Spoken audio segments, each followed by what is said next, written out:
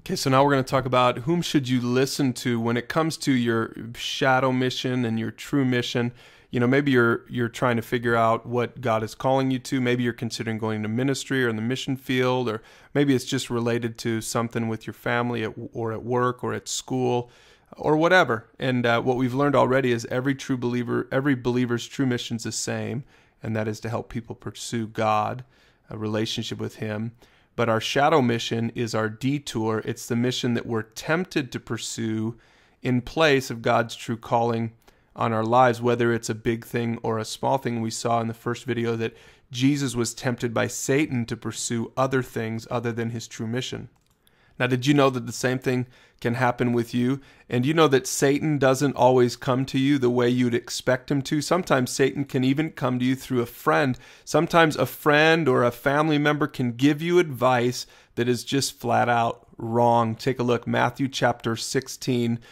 Jesus is talking to his disciples, and it says in verse 21, he explained to them that he must go to Jerusalem and suffer many things, because after all, this was his mission, right? To seek and save the lost. And he says he was going to have to die and be raised to life. And look at what Peter does in verse 22. Peter, one of Jesus' best friends and closest companions, Peter took him aside and rebuked him. He said, "Never, Lord, this shall never happen to you." Look at what Peter's doing.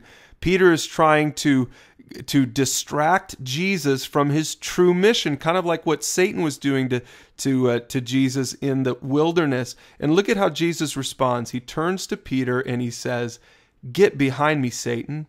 You are a stumbling block to me, because you do not have in mind the concerns of God, but merely human concerns." Man, what a great example. Do you know that even in your own life, that you can have Peters in your life, people that love you, that love Jesus, that are close to you, people whom you trust, and they don't always necessarily give you the best advice. For example, I know a lot of people who wanted to go onto a mission field, but their parents told them, don't go.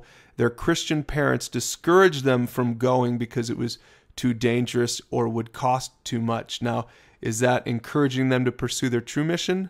Or maybe do you think a shadow mission? Now, Jesus didn't hate Peter. Jesus still loved Peter. Jesus still forgave Peter. But Jesus rebuked Peter because he was trying to encourage him along his shadow mission. Let's look at a different example in the Old Testament. There's a story in the book of Esther. These three characters, Xerxes, he was the king of the Medes and the Persians. And then Mordecai was the Jewish uncle of a woman named Esther. And Esther was literally a beauty queen. She was a beautiful Jewish woman. And Xerxes took her as his queen, and so she goes to this place of great prominence in the kingdom. And then in Esther chapters 3 and 4, we read that there's a decree to exterminate the Jews. Now, Xerxes didn't realize that Esther was Jewish, so he makes this decree to exterminate the Jews. Now, look at what Mordecai says, what Uncle Mordecai says to his basically his niece, almost more like a daughter. He sent to her and he said this, "Do not think that because you are in the king's house that you alone of all the Jews will escape. For if you remain silent at this time, relief and deliverance for the Jews will arise from another place, but you and your father's family will perish. And who knows but that you have come to your royal position for such a time as this." In other words, Mordecai is a great example of someone who was challenging Esther with a difficult challenge, and he was speaking the truth to Esther, and he said, "Esther, I believe this is your real mission." You know, Esther would have been tempted to allow her shadow mission to be just to keep quiet about her true identity, to stay in the king's palace, and to watch all the Jews be exterminated, and she would be safe. I'm sure she was tempted to do that, but Mordecai stepped up in her life, and Mordecai said, "Esther, that's not your true mission. Grab your true mission. Maybe God has you there in that place of authority for such a time as this." What a great example. So I want you to pause and discuss these two questions.